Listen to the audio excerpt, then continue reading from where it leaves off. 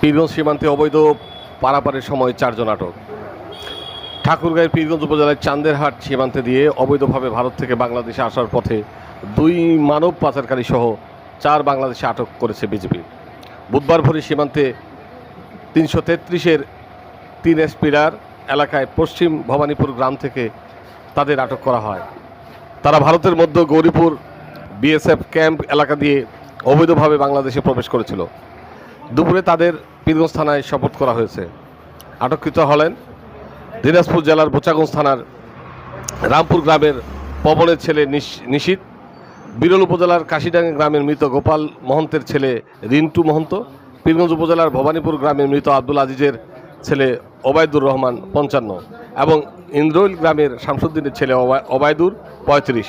চান্দেরহাট BGB ক্যাম্পের in charge Naik সুবেদার মামুনুর রশিদ জানান, অবৈধভাবে ভারত থেকে বাংলাদেশ আসার পথে সীমান্তে তাদের আটক করা হয়।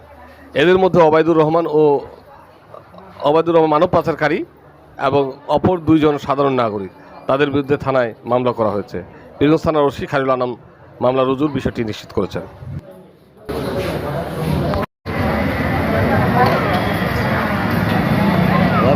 কোন